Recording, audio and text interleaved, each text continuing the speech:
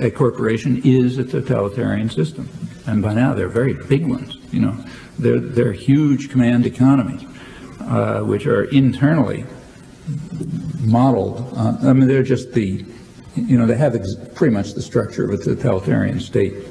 They unify the judicial, legislative, and executive functions in a top, unaccountable control system. The only accountability is to investors, which means other, you know, banks and you know, big investment firms and so on. And the public accountability is limited to the regulatory system, which of course they're trying to destroy. So it's essentially a takeover of power by big totalitarian institutions, which incidentally their roots are not are about the same as the other contemporary forms of totalitarianism, Bolshevism and fascism.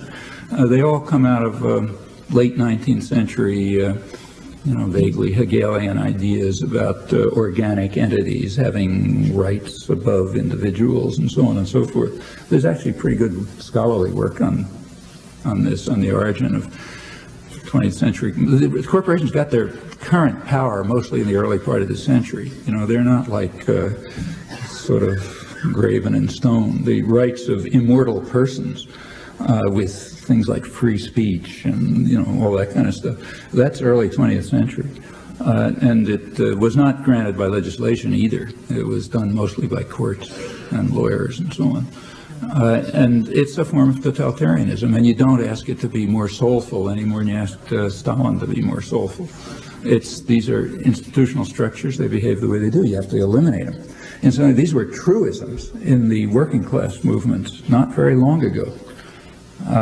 By now they sound really weird, but that's a sign of the victory of powerful propaganda systems, corporate propaganda systems. It's simply driven out of people's heads what used to be everybody's understanding. In fact, you go back to the early, a century ago, in the AFL, you know, which is not particularly radical. These are the things people were talking about at the national meetings. Yeah, let's get rid of all these things, and working people ought to own the mills and run them. They build them, they work in them, they ought to run them. That was one of the big issues in the Homestead strike back in 1892. You know, well, you know, if it's been beaten out of people's heads, that's our problem. We ought to get it back in people's heads. It's not very strange, it's sort of natural and automatic, just like opposition to any other form of totalitarianism. And playing games about they should be nicer to people, that doesn't mean anything. Yeah, sure, if you can sort of impose by force, if you can use federal, say OSHA, if you can impose health and safety standards on them, fine, that's better than not having those standards, but there should be no illusions. That's like forcing a totalitarian state because of some countervailing force to act nicer. Okay, maybe you can do it, but that's not the answer.